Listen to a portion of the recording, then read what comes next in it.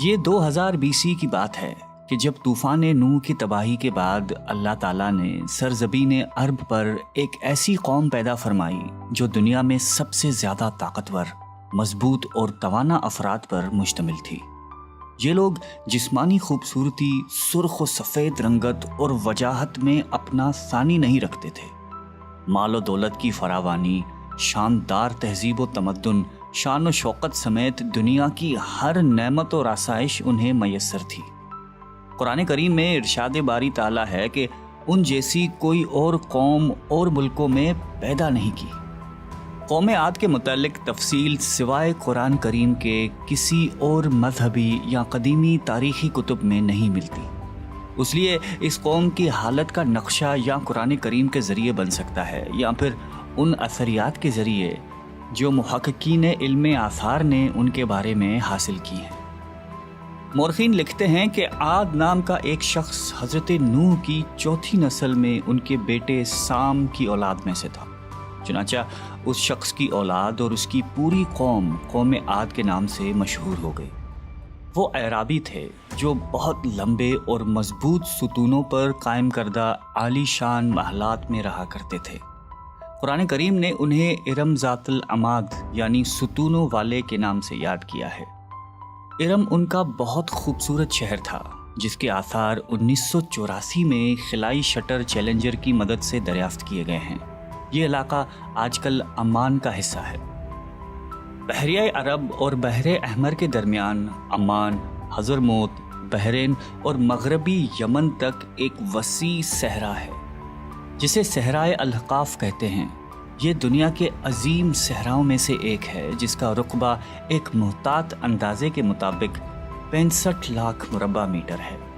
اس صحرا میں سفید اور باریک ریت کے ہزاروں فٹ اونچے پہاڑ نما ٹیلے ہیں جہاں کوئی بھی چیز پھینکی جائے تو منٹوں میں غائب ہو جاتی ہے۔ کسی زمانے میں یہ دنیا کا سرسبز و شاداب علاقہ تھا اور وہاں یہ قوم عاد آباد تھی۔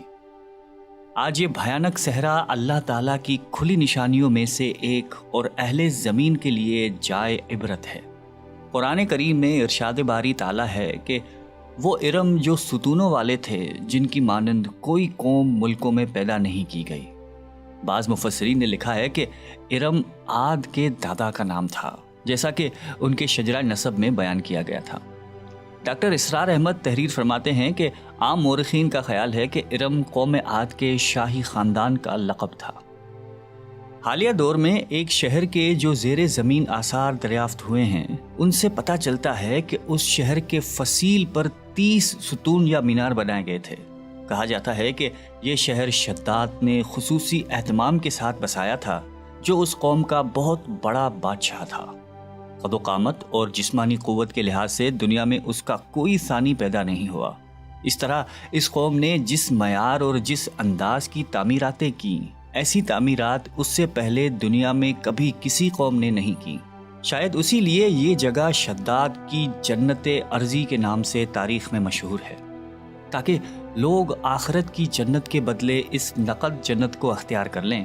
مگر جب یہ عالی شان محلات تیار ہو گئے اور شداد نے اپنے روسائے مملکت کے ساتھ اس میں جانے کا ارادہ کیا تو ان پر اللہ تعالیٰ کا عذاب نازل ہوا اور وہ سب ہلاک ہو گئے اور وہ محلات بھی مسمار ہو گئے۔ اس اعتبار سے اس آیت میں قوم عاد پر آئی ایک خاص عذاب کا ذکر ہوا ہے جو شداد بن عاد اور اس کی بنائی ہوئی جنت پر نازل ہوا۔ ایک اور روایت کے مطابق عاد کے بیٹے شداد نے جب جنت کے نام اور خصوصیات سے متعلق سنا تو اس نے زمین پر ایسی ہی جنت بنانے کا ارادہ کیا اور عدن کے کسی صحرا میں تعمیرات کا کام شروع کر دیا، اور مسلسل 300 برس کی شب و روز کی محنت کے بعد دنیا میں ایک خوبصورت جنت بنا دی جس میں شاندار محلات بھی تھے اور نہریں اور آبشار بھی۔ شداد کی عمر 900 سال ہو چکی تھی۔ ایک دن اس نے قوم عاد کے لوگوں کو جنت کے دیدار کی دعوت دی۔ وقت مقررہ پر وہ اپنے لوگوں کے ساتھ جنت کی جانب روانہ ہوا۔ ابھی شہر ارم کے عالی شان دروازے کے قریب ہی پہنچا تھا کہ رب ذوالجلال کے عذاب نے آ گھیرا۔ یوں شداد اپنی جنت کے ساتھ زمین میں ہی زندہ دفن ہو گیا۔ طوفان نوح کے بعد قوم عاد ہی وہ پہلی قوم تھی جو بتوں کے پجاری بنے۔ علامہ جلال الدین سیوطی اپنی تفسیر میں تحریر کرتے ہیں کہ قوم عاد نہایتی زور آور اور بہادر قوم تھی۔ وہ سب بت پرست تھے۔ مختلف کتب میں ان کے بتوں کے مختلف نام بیان کیے گئے ہیں۔ کچھ نے بتوں کے نام صدا، سمود اور ہرا بتائے ہیں۔ مورخین کی رائے کے مطابق ان کے معبود بھی قوم نوح کی طرح پتھر کے 5 بت یعنی ود، سوا، یغوث، یعوق اور نصر ہی تھے۔ کفر و شرک کے سمندر میں غرق قوم عاد کی بد اعمالیاں جب اپنی انتہا کو پہنچ گئیں تو اللہ تعالیٰ نے انہی کے قوم کے ایک نیک اور صالح بندے کو ان پر پیغمبر بنا کر مبعوث فرمایا۔ حضرت ہود قوم عاد کی سب سے معزز شاخ خلود کے ایک خوبصورت اور وجیح شخص تھے۔ حضرت ہود علیہ السلام نے ان سے کہا کہ بھائیو، ایک اللہ ہی کی عبادت کرو، اس کے سوا کوئی تمہارا معبود نہیں۔ قوم عاد کے سرداروں نے جواب دیا کہ تم ہمیں احمق نظر آتے ہو اور ہماری نظر میں تم جھوٹے ہو۔ حضرت ہود نے کہا کہ میں رب العالمین کا پیغمبر ہوں اور اللہ کا پیغام تم تک پہنچاتا ہوں۔ کہنے لگے تم ہمارے پاس اس لیے آئے ہو کہ ہم اپنے ان معبودوں کو چھوڑ دیں جنہیں ہمارے باپ دادا پوجتے تھے اور صرف ایک اللہ کی عبادت کریں؟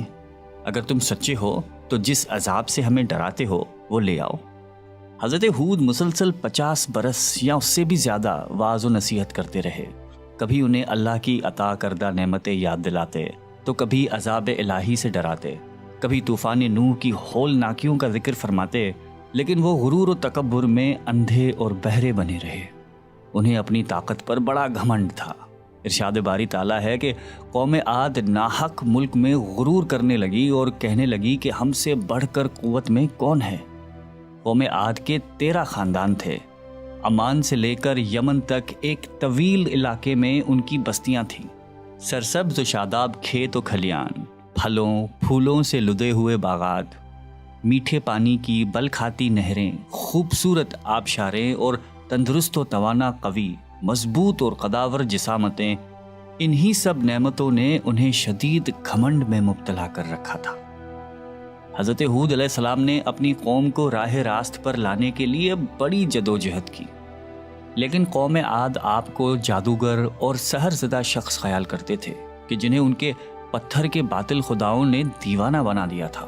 بالآخر وہ لمحہ بھی آ گیا کہ جب حضرت ہود علیہ السلام نے بارگاہ الہی میں دعا فرمائی کہ اے میرے پروردگار، انہوں نے مجھے جھوٹا کہا ہے، اب تو میری مدد کر۔ فرمایا اے نبی، یہ تھوڑے ہی عرصے میں اپنے کیے پر پچھتانے لگیں گے۔ اللہ تعالیٰ نے اپنے نبی کی دعا قبول فرمائی اور قوم عاد پر عذاب کی ابتدا ہوئی۔ بادلوں کے فرشتے کو حکم ملا کہ اب بارش نہ برسائی جائے۔ چشموں کے فرشتوں کو حکم ملا کہ ان کے چشموں اور آبشاروں کو خشک کر دو۔ دیکھتے ہی دیکھتے شادابی ویرانی میں بدل گئی، مویشی مرنے لگے، پھل اناج ناپید ہو گیا۔ پوری قوم خشک سالی کا شکار ہو کر بدحال و پریشان ہو گئی۔ یہ سلسلہ مسلسل 3 سال چلتا رہا۔ نبی سے قوم کی یہ پریشانی دیکھی نہ جاتی تھی۔ مسلسل واعظ و نصیحت کرتے رہتے اور فرماتے کہ اے میری قوم، اپنے پروردگار سے بخشش مانگو، پھر اس کے آگے توبہ کرو، وہ تم پر آسمان سے مینا برسائے گا اور تمہاری طاقت اور قوت میں اضافہ فرمائے گا۔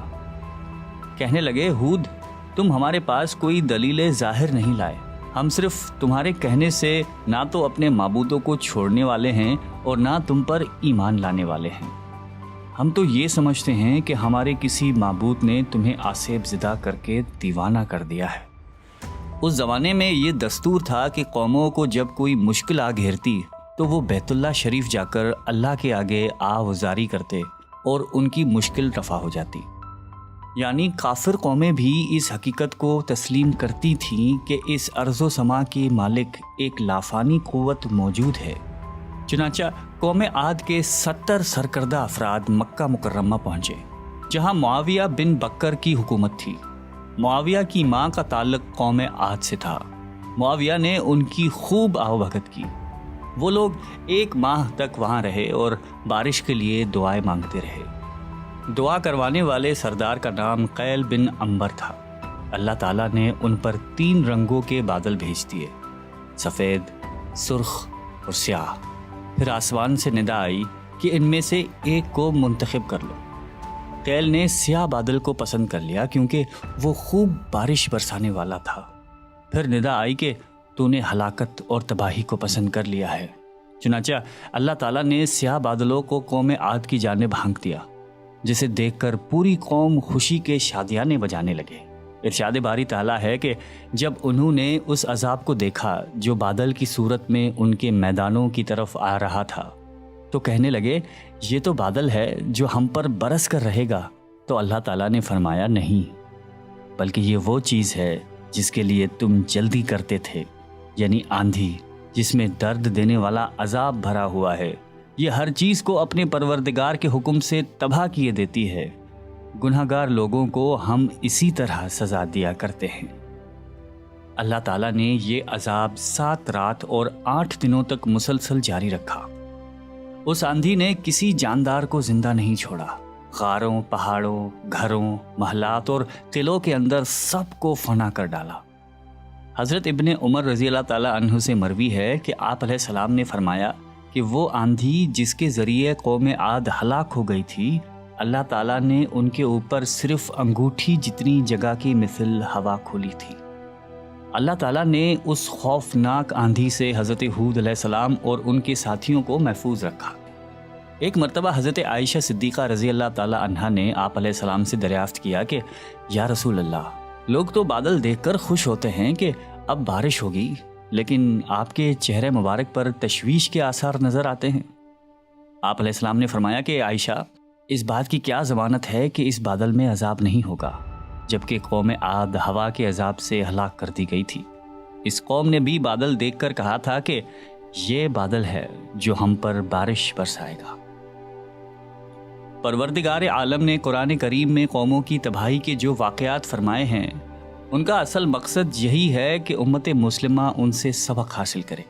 اللہ نے قوم عاد کو طاقت و قوت، مال و دولت، شان و شوکت سمیت دنیا کی ہر نعمت عطا فرمائی، لیکن جب اس نے نافرمانی کی اور اپنے نبی کی بات ماننے سے بار بار انکار کیا تو اللہ تعالیٰ نے اسے نیست و نابود کر دیا۔ ہم سب کو بھی انفرادی اور اجتماعی طور پر اپنے روزمرہ کے معاملات کا جائزہ لیتے رہنا چاہیے کہ کہیں ہم جان بوجھ کر یا انجانے میں اللہ اور اس کے نبی علیہ السلام کی نافرمانی کے مرتکب تو نہیں ہو رہے۔ آئیے ہم سب دعا کرتے ہیں کہ اللہ تعالی ہم سب کو قلب سلیم عطا فرمائے اور قرآن اور حدیث پہ چلنے کی توفیق عطا فرمائے۔ آمین۔